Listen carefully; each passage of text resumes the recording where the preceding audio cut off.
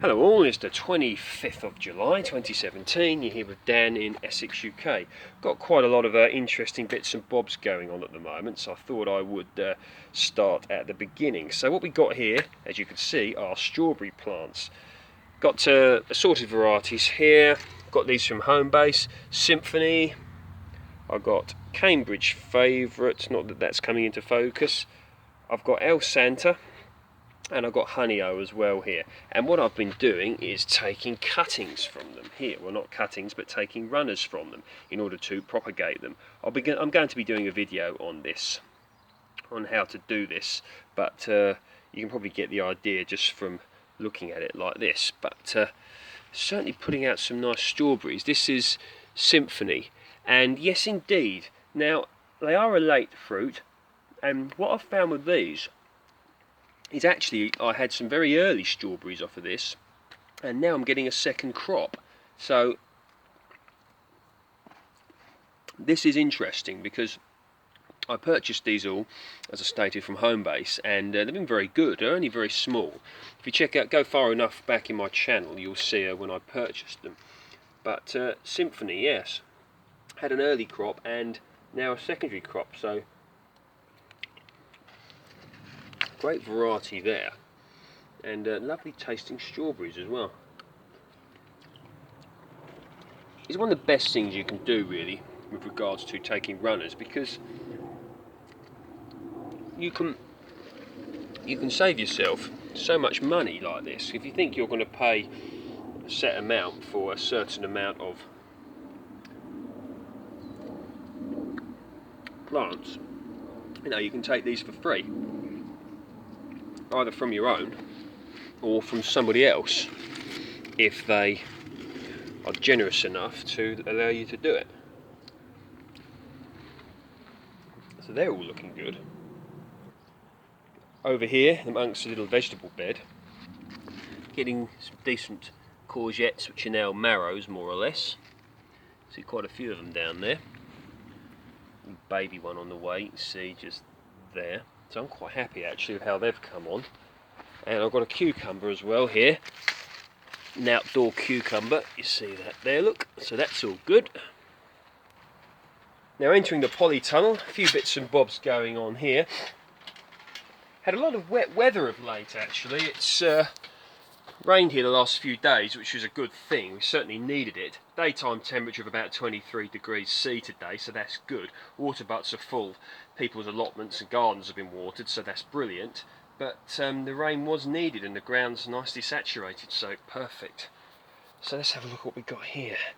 The drumstick tree, 1, 2, normally like a Southeast Asian or warmer parts of the US crop, but grown from seed by myself, not looking particularly amazing, but coming on. And here, the Lakemont seedless grapevines cuttings look absolutely fantastic. I mean, considering the fact that these were taken later than they should have been, most of them have taken. I mean, that one's a failure, but there's 5. Yeah, that's it. 1, 2, 3. There's 5 here, and 3 have taken. So 5, 6, 7. So in fact, so 7 have taken. So 1, 2, 3, 4, 5. 5 have taken out of 7. So I'm quite happy about that. Spoke a lot about Lakemont seedless in the past. If you check out the Grape playlist on my channel, you'll probably see one of the old vines I used to have, and that used to produce about 100 bunches of grapes, so some years.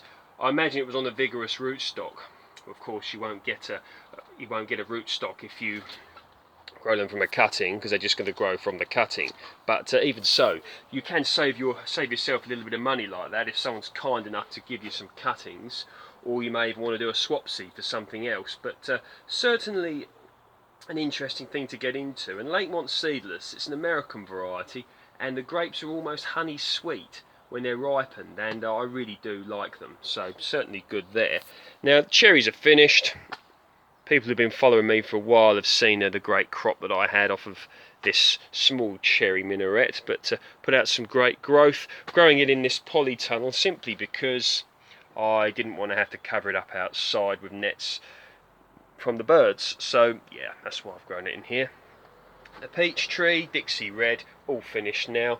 No instances of peach curl at present, peach leaf curl, but peach bacterial spot which leaves holes in the leaves. But we'll see how this does next year, but had a great crop off of it, so certainly owes me nothing this year.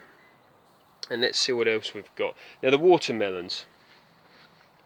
Variety Sugar Baby, one there, look, quite nice looking. Looking forward to eating these.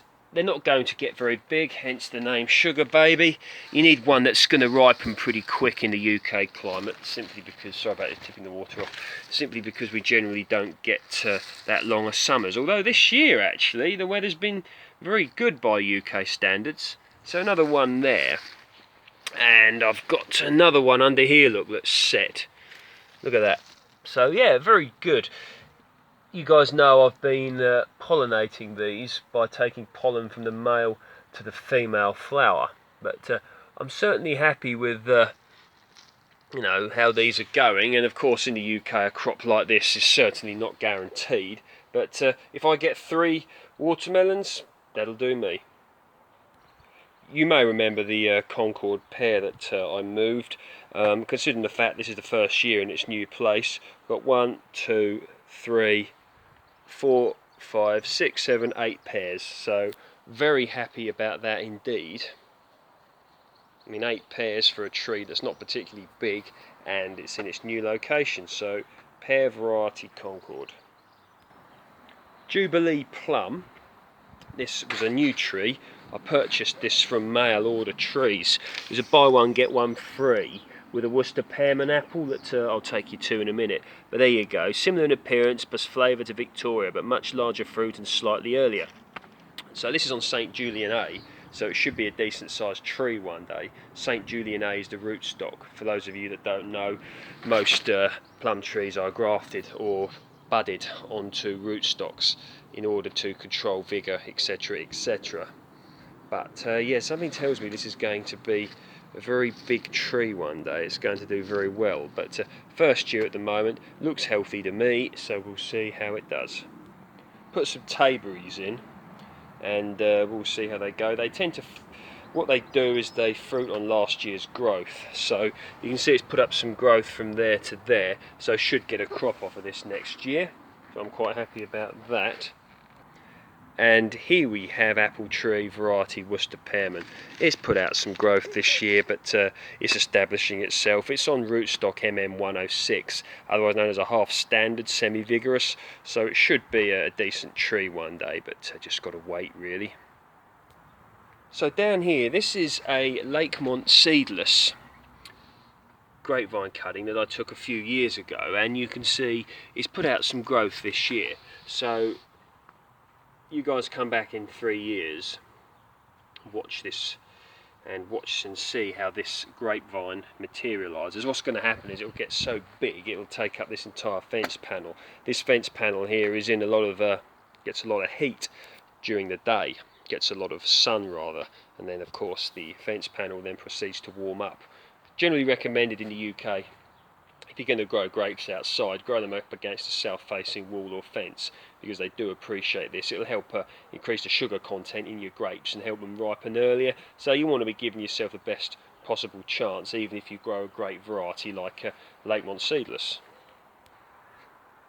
Okay, so all being considered, the Brassicas are looking pretty good.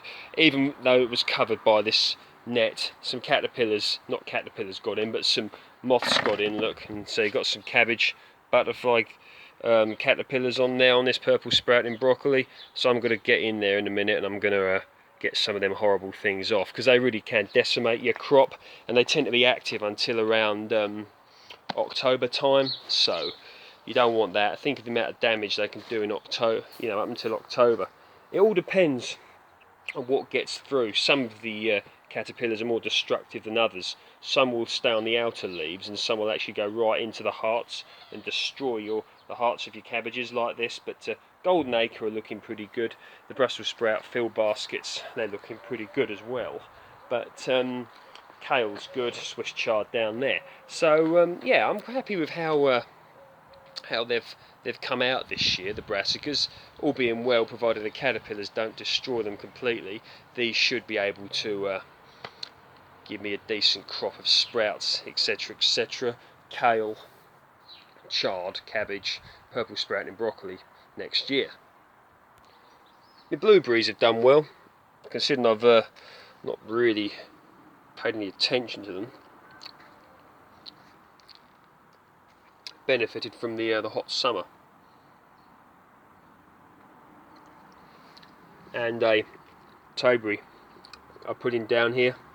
You can see all that growth there. Look, going to train that, and we'll end up with a decent toberry plant for next year.